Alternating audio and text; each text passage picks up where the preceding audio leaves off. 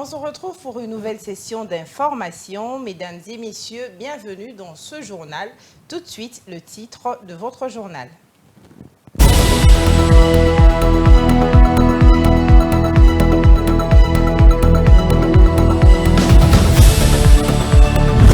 Le gouvernement de la République a condamné l'homélie pascale du cardinal Fridolin Ambongo Besungu tenue le samedi 30 mars dernier à la cathédrale Notre-Dame du Congo. Le porte-parole du gouvernement, Patrick Mouyaya, estime que le cardinal Fridolin Ambongo Besungu doit clarifier ses propos, d'autant plus que ceci s'apparente à un soutien moral à tous ceux qui ont pris les armes contre la République démocratique du Congo. La nomination de Judith Suminwa au poste de Premier ministre suscite beaucoup d'espoir dans les camps des déplacés de Kwamout vivant à Bandundouville, chef-lieu de la province du Kwilu depuis bientôt 2 ans. Ces derniers sollicitent l'aide de la Première ministre pour un retour sécurisé dans leur village. À moins de 2 mois des élections générales, le Congrès national africain au pouvoir depuis 30 ans se trouve à nouveau englué dans des accusations de corruption. Soupçonnée d'avoir touché plus de 200 000 € de pots de vin lorsqu'elle était ministre de la Défense, Nosiviwe Mapisa Nkakula, président de l'Assemblée nationale, a dû démissionner.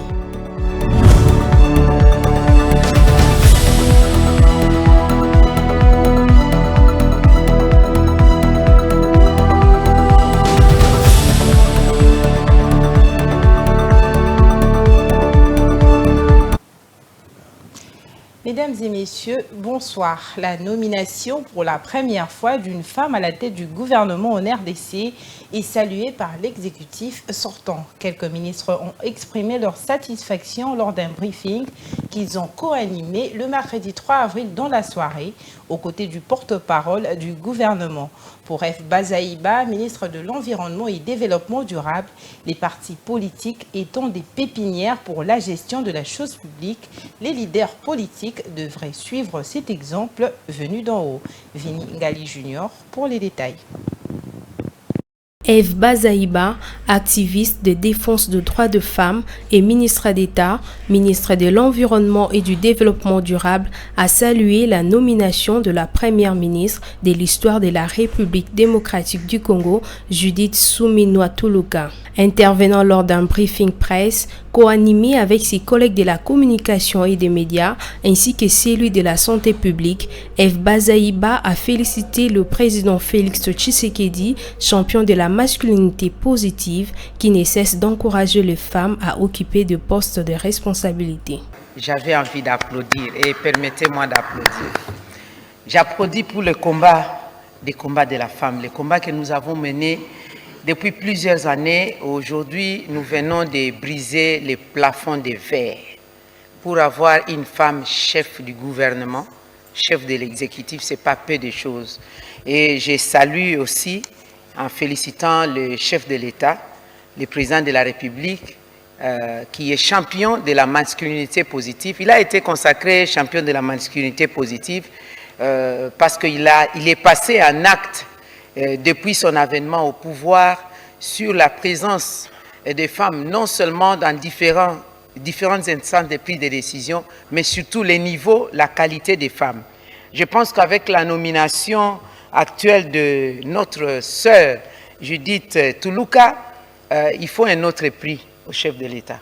Ça, rassurez-vous. F. Bazaïba a souligné qu'il s'agit de la consécration d'un combat de longue date. Selon elle, des avancées ont été enregistrées, même au niveau législatif. Elle a saisi cette occasion pour exhorter les responsables de partis politiques à suivre l'exemple donné par le chef de l'État en alignant davantage de femmes en politique. Du cadre légal, nous avons évolué vraiment à une vitesse extraordinaire de 1960 à ce jour.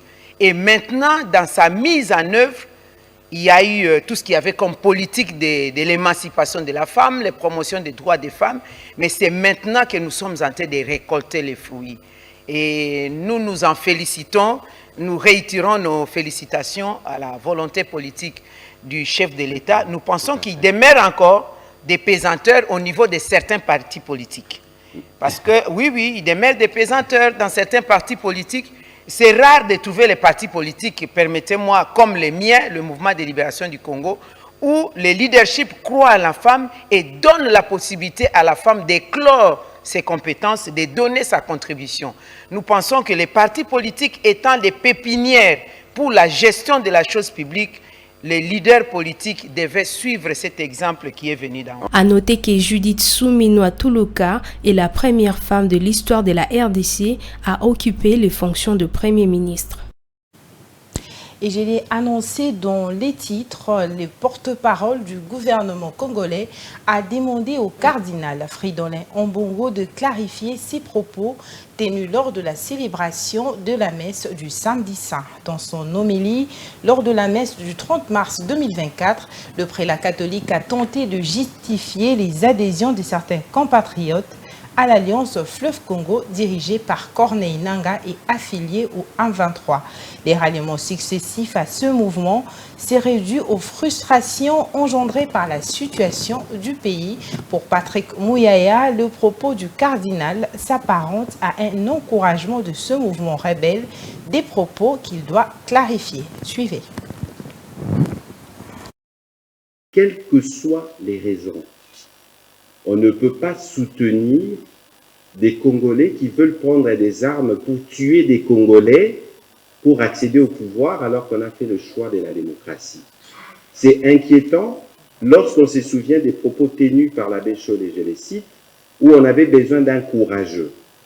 Est-ce que les fameux courageux a été trouvé par l'Église catholique, entre guillemets, parce qu'il ne faut pas faire d'amalgame, et pour qui on a besoin de légitimer, parce que les mots du cardinal, j'espère qu'il fera une clarification, peuvent être perçus comme un encouragement, comme un soutien moral à ceux qui choisissent de prendre les armes pour penser conquérir le pouvoir, alors que nous sommes dans un cycle depuis 2 ans qui veut que nous puissions sortir de cela.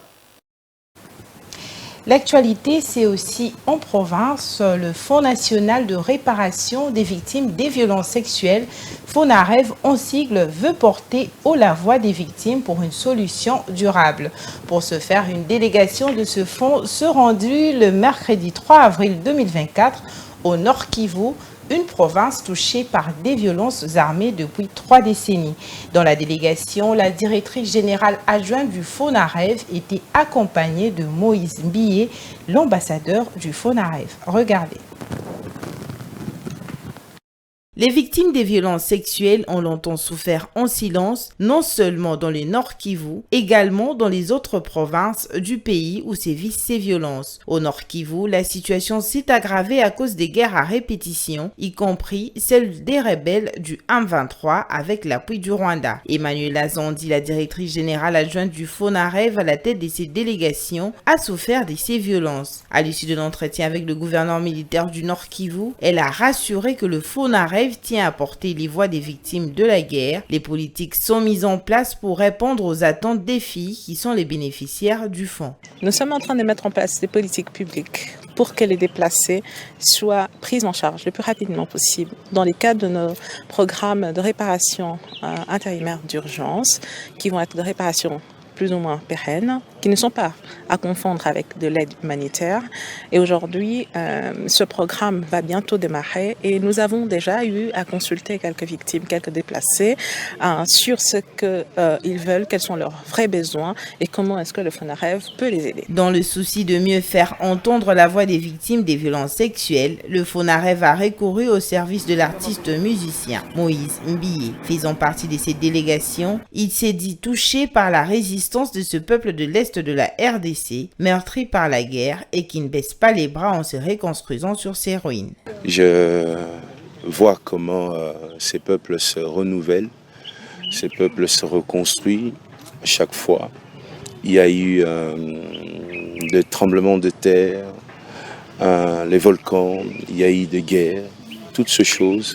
Mais ce qui est exceptionnel avec ces peuples, c'est que c'est un peuple qui sait se renouveler. La Bible dit on rebâtit sur l'ancienne ruine. Et cette parole prend forme ici à Goma. Et je suis là pour les encourager, dire qu'ils sont forts, qu'ils sont puissants et aussi connaître leurs besoins, leurs soucis pour que nous puissions parler à tous ceux qui sont loin de Goma, enfin qu'il y ait réparation. L'arrivée de l'artiste Moïse Mbié dans ce combat contre les violences sexuelles a été fort appréciée par le gouverneur militaire. D'abord, FONAREV est devenu comme un partenaire permanent parce que chaque moment, il vient à rescousse, il vient avec un message de compassion. Et aujourd'hui, nous avons le pasteur qui est l'ambassadeur de FONAREV.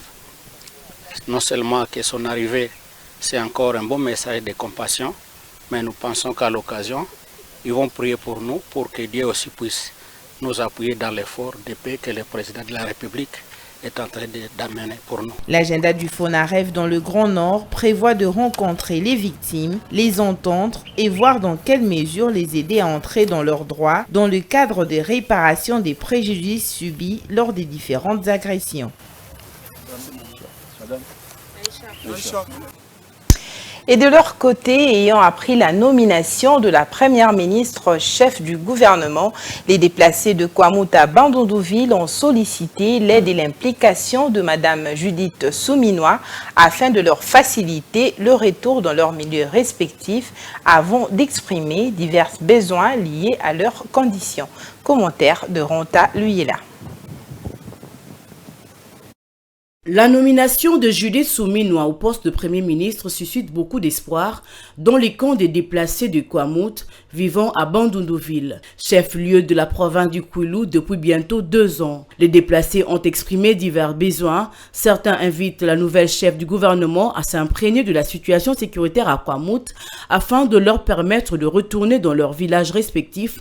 Au-delà, ils sollicitent une assistance humanitaires pour reconstruire leurs habitations et reprendre la vie dans cette partie du Mai-Ndombe touchée par les atrocités. Les gens continuent d'être tués, les affrontements ont repris depuis janvier. La population vit dans des conditions précaires et non personne pour les aider, raison pour laquelle elle demande l'intervention de la chef du gouvernement pour leur faciliter le retour après avoir tout perdu à Kwamouth, les champs et les produits. Certaines femmes demandent la reconstruction de leurs maisons détruites au plateau de Bateke. Les maisons ont été incendiées, des champs sabotés. Ces bétails qui les aidaient à scolariser leurs enfants ont été également emportés. D'autres, par contre, restent optimistes quant à la bonne gestion de la chose publique par une femme. Il y a une semaine, le ministère de l'Intérieur a lancé une démarche tendant à la signature d'un acte d'engagement entre les autorités traditionnelles Tekeyaka pour mettre fin aux atrocités. Les parties prenantes ont convenu de la cessation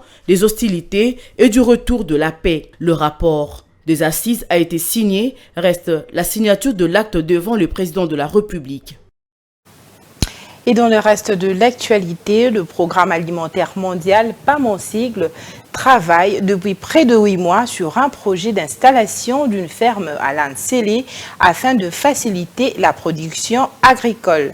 INIE est le nom de cette ferme et ce projet bénéficie de l'appui du ministère du Développement rural. Regardez.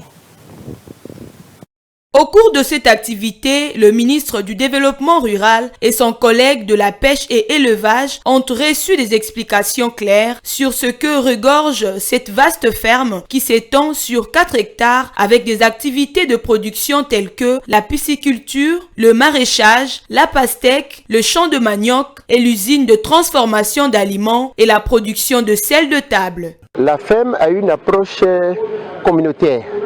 Parce que la ferme doit impacter, surtout sur le plan de développement, le milieu dans lequel elle se trouve.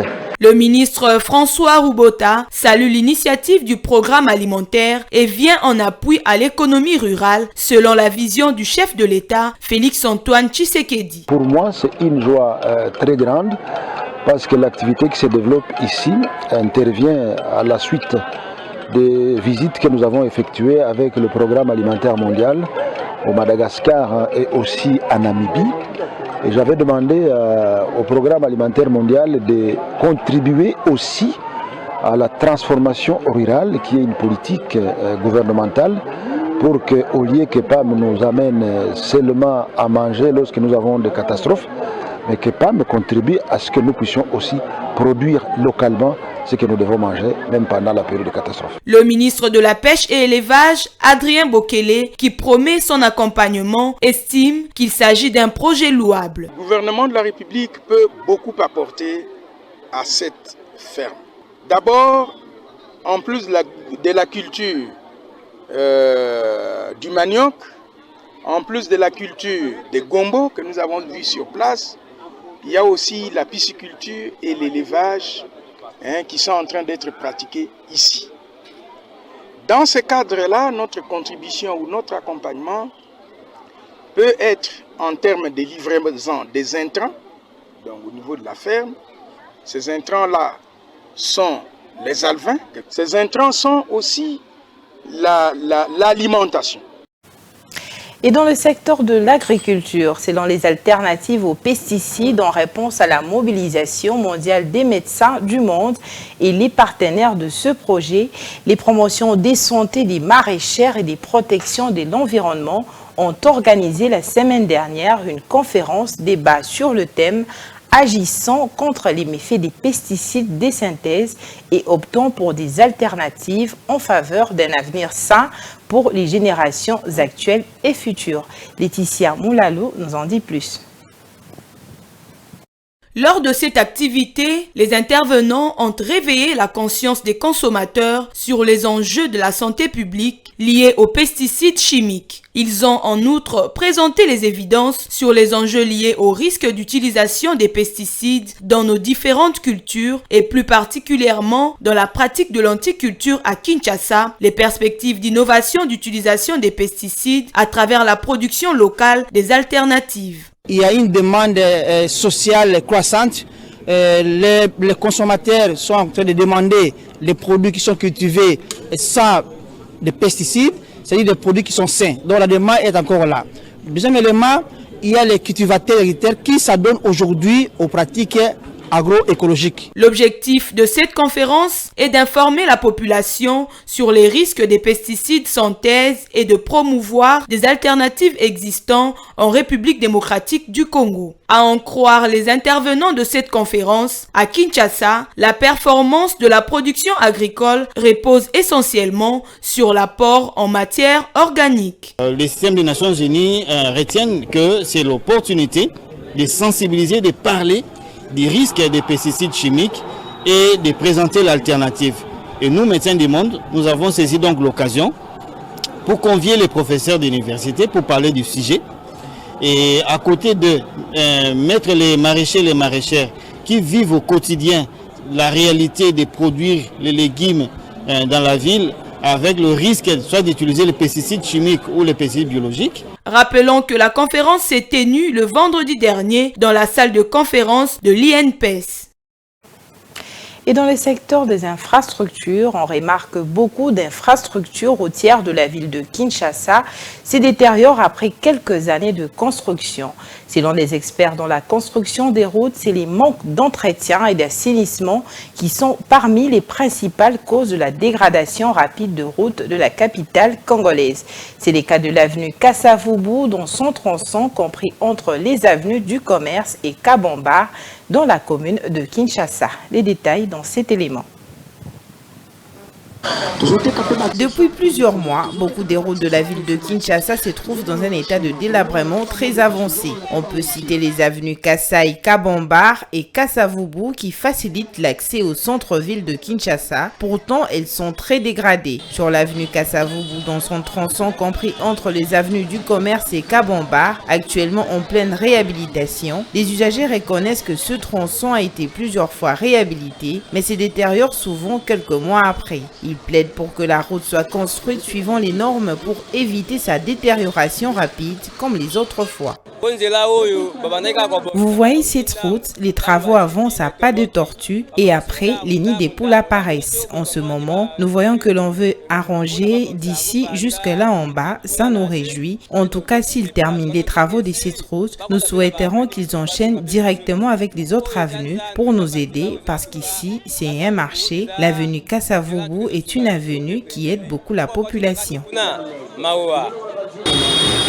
La population, qui s'est réjouie aussi des travaux entamés, souhaite que les choses avancent vite jusqu'à la fin de ces travaux, car elle en a marre des embouteillages. Pour les spécialistes dans la construction des routes, beaucoup de facteurs entrent en jeu pour une construction ou réhabilitation durable d'une route ou d'un ouvrage d'assainissement. Les études approfondies, route par route, cas par cas, parce qu'il y a des routes qui sont sur les marécages, il y a des routes qui sont sur les roches, il y a des routes qui sont sur les sols argile. Donc au cas par cas, on va faire les études de ces tronçons-là et puis après les études, on finance les projets. Et puis quand on va financer maintenant les projets en réalisant, on doit suivre aussi les normes. On commence d'abord par traiter les couches de base, on arrive les couches de fondation et puis on met les couches de roulement. L'État est appelé à veiller à l'entretien de routes après leur construction. De son côté aussi, la population doit éviter de jeter les déchets dans les caniveaux et autres collecteurs afin de permettre aux infrastructures routières de Kinshasa de tenir longtemps. Tous les caniveaux sont bouchés. Quand l'eau viendra, il ne trouvera pas où passer, il va suivre la chaussée. Ok, on sait que non, on a étudié que non, l'eau c'est l'ennemi numéro 1 de la route. Quand l'eau maintenant commence à circuler sur la route avec nous, ça c'est déjà un problème. Parce que dès qu'il y a une fissure sur la route et l'eau commence à entrer, dégradation commence. Parce que la route doit être imperméable. Donc ça va bouger la route, la couche de fondation, ça va déstabiliser la couche de base et puis c'est les fissures, c'est les bourbiers qui commencent et après des années, on ne va plus passer là, ça devient des érosions. La réhabilitation et la reconstruction de routes en particulier et de la voirie en général à Kinshasa pourrait réduire l'insalubrité dans les rues de la capitale et aussi faciliter la circulation dans cette ville qui connaît des embouteillages au quotidien. Et à Kinshasa, en République démocratique du Congo, de plus en plus de jeunes se tournent vers les tatouages pour affirmer leur identité et marquer leur peau des symboles significatifs. Ce phénomène est en plein essor. Il soulève néanmoins des questions sur les motivations, les risques et les implications de cette pratique artistique permanente. Regardez. Dans le rue de Kinshasa, il est devenu fréquent de rencontrer des personnes portant des tatouages sur leur corps. C'est le cas de Sébastien, la trentaine, qui habite Limba dans l'est de la ville. Il porte déjà plusieurs tatouages, mais vient dans ce salon pour en ajouter. Pour Sébastien, les tatouages est un art. Les avoir sur lui est une façon de s'approprier son corps. Il n'est pas du tout dérangé par les regards négatifs des autres sur ses tatouages. J'ai choisi les tatouages parce que c'est tout un art, mais que beaucoup négligent. Je les choisis parce que j'en avais besoin. En voyant ça, ça m'avait beaucoup inspiré. Voilà pourquoi je me suis fait tatouer et je continue à me faire tatouer. Donc, il inspira quand on a tatoué, on continue toujours à tatouage. Si certains y ont un égard positif, la majorité les considère comme un signe de délinquance ou de légèreté morale. Malgré cela, les jeunes de Kinshasa sont de plus en plus tentés de se faire tatouer. Ils les voient comme un moyen de se réapproprier leur corps et de se démarquer de la norme sociale. Ces tatoués n'est pourtant pas sans risque. Le manque d'hygiène et l'utilisation des ustensiles contrefaits exposent des tatoués à des maladies, estime Jean-Paul Nyamazoni, professionnel du tatouage.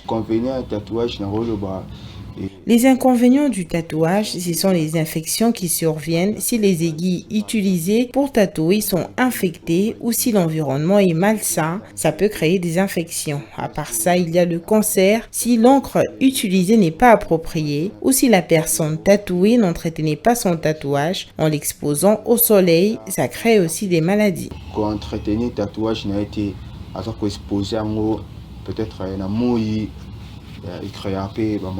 Les préjugés sur les personnes tatouées sont de plus en plus persistants et les jeunes qui pratiquent cette sorte d'art font parfois face à des stéréotypes et à des discriminations en raison de leur apparence. Mais quant à moi-même, les regards que je projette aux gens tatoués, je ne trouve pas d'abord associable avec ces gens-là. Ça donne pas une bonne image et tout. Pourquoi se faire des gravitures sur les corps alors qu'on a une si belle peau? Donc je trouve pas l'importance vraiment d'en avoir. Les tatouages demeurent une question hautement culturelle. La signification et l'objectif de chaque tatouage dépendent d'une culture à une autre. Et enfin, terminons avec cette actualité de l'Afrique du Sud. La présidente du Parlement sud-africain a démissionné de ses fonctions le mercredi 3 avril 2024 et a renoncé à son siège à la législature. Nosiviwe Mapisa Nkakula est visé par des accusations de corruption. Son parti, l'ANC, a annoncé avoir reçu officiellement sa démission. Diane Mbonga pour les détails.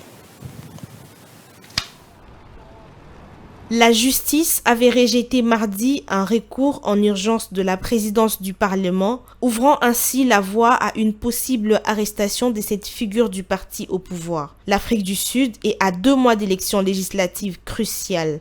Les rouages de la justice seront maintenant en marche, tels que vous l'avez entendu pendant le jugement, assez raisonnable. Nous avons toujours soutenu que c'était sans précédent et qu'il n'était pas nécessaire que nous soyons traduits devant les tribunaux, car le processus d'arrestation se ferait sans aucun problème.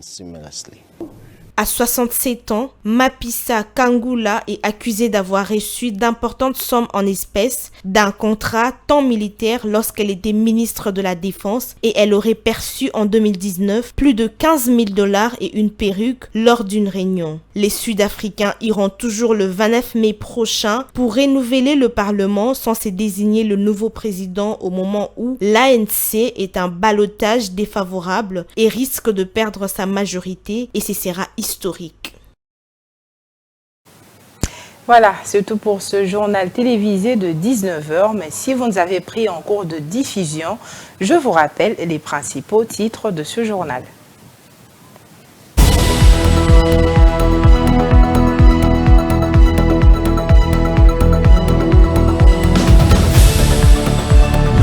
Le gouvernement de la République a condamné l'homélie pascale du cardinal Fridolin Ambongo Besungu, tenue le samedi 30 mars dernier à la cathédrale Notre-Dame du Congo. Le porte-parole du gouvernement, Patrick Mouyaya, estime que le cardinal Fridolin Ambongo Besungu doit clarifier ses propos, d'autant plus que ceci s'apparente à un soutien moral à tous ceux qui ont pris les armes contre la République démocratique du Congo. La nomination de Judith Suminwa au poste de Premier ministre suscite beaucoup d'espoir dans les camps des déplacés de Kwamout vivant à Bandundu-Ville, chef-lieu de la province du Kwilu depuis bientôt 2 ans. Ces derniers sollicitent l'aide de la Première ministre pour un retour sécurisé dans leur village. À moins de 2 mois des élections générales, le Congrès national africain au pouvoir depuis 30 ans se trouve à nouveau englué dans des accusations de corruption. Soupçonnée d'avoir touché plus de 200 000 € de pots de vin lorsqu'elle était ministre de la Défense, Nosiviwe Mapisa Nkakula, président de l'Assemblée nationale, a dû démissionner.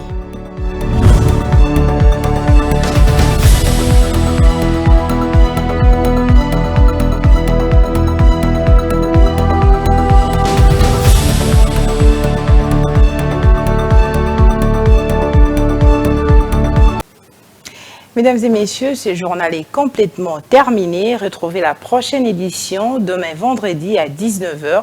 Quant à moi, je vous dis à très bientôt et très bonne suite de programmes sur Mondico Télévision. Une pensée en écrit. Bonsoir chez vous.